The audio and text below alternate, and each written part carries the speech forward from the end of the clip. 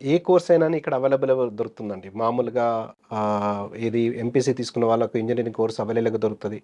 So, BiPC తీసుకున్న వాళ్ళ primary goal వచ్చేసి ఎంబీబీఎస్ మాత్రమే. సో, ఈ ఎంబీబీఎస్ విషయంలో 23,00,000 అటెండ్ చేయడం ఈ ఇయర్. అందులో 1,18,148 సీట్స్ ఉండడము. అందులో 60,000 మాత్రమే ఫ్రీ సీట్స్ ఉండడము. ఈ 60,000 ఫ్రీ సీట్స్ తర్వాత మిగిలిన వాళ్ళందరికి గూడా ఇక్కడ ఒకవేళ ఎన్ఆర్ఐ కోటా తీసుకుందాం అనుకున్నా అని 1,00,00,000 నుంచి 1,50,00,000 డిపెండ్ అపాన్ కాలేజ్ ఉంది. సో, అందరి దగ్గర ఒక మధ్య తరగతి కుటుంబంలో ఇంత ఫీజ్ పే చేసే అవకాశం ఎట్టి పరిస్థితిలో ఉండదు. సో, అందుకని ఎంబీబీఎస్ అబ్రాడ్ అన్నది ఇప్పుడు కొత్త డెస్టినేషన్ కాదండి. చాలా సంవత్సరాల నుంచి ఎంబీబీఎస్ అబ్రాడ్ మన స్టూడెంట్స్ ఎళ్తున్నారు. సో, విషయంలో చూడాలంటే పర్టిక్యులర్ సెగ్మెంట్‌లో ఫ్రీ సీట్స్ 60,000 ఫ్రీ సీట్స్ ఉన్నాయి గదా! అందులో 50% of the seats MBBS abroad విషయంలో చాలా ఎవ్రీ ఇయర్ ఎళ్తున్నారు. అంటే హ్మ్. దాదాపు 35,000 స్టూడెంట్స్ ఎవ్రీ ఇయర్ ఎంబీబీఎస్ అబ్రాడ్‌కి వెళ్తున్నారు. హ్మ్. సక్సెస్‌ఫుల్‌గా రాణించగలుగుతున్నారు. హ్మ్.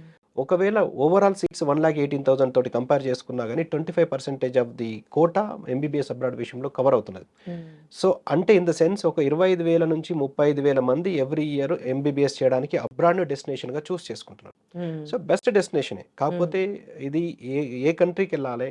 ఏ కంట్రీలో క్వాలిటీ ఆఫ్ ఎడ్యుకేషన్ ఉన్నది? స్టాండర్డ్స్ ఆఫ్ ఎడ్యుకేషన్ ఉన్నది? సేఫ్టీ, సెక్యూరిటీ ఎలా ఉంది? హ్మ్. ట్రాన్స్‌పోర్టేషన్ విషయంలో అన్ని విషయాలు పరిగణలోకి తీసుకొని, హ్మ్. ఇప్పుడున్న నార్మ్స్ ఏ కంట్రీకి సూటబుల్ అవుతాయి? హ్మ్. అందులో ఏ యూనివర్సిటీకి సూటబుల్ అయితాయి అని హ్మ్. చూజ్ చేసుకుంటే మనకి ఎంబీబీఎస్ అబ్రాడ్ అనేది బెస్ట్ డెస్టినేషన్. హ్మ్. అందులో చూసుకుంటే మనకి ఎంబీబీఎస్ అబ్రాడ్‌లో అతి తక్కువలో 15,00,000 టోటల్ ప్యాకేజ్ నుంచి హ్మ్.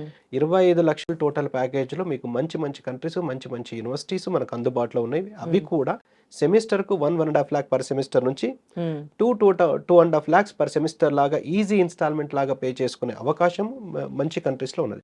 సో, ఇప్పుడున్న పరిస్థితిలో స్టూడెంట్ గాని, పేరెంట్ గాని తెలివిగా నిర్ణయం తీసుకొని ఒక హ్మ్. కంట్రీని, ఒక యూనివర్సిటీని, ఆ కంట్రీని for the past so many years ఎవరు ప్రమోట్ చేస్తున్నారో ఆ రిప్రజెంటేటివ్‌ని కలిసి కావాల్సిన సమాచారాన్ని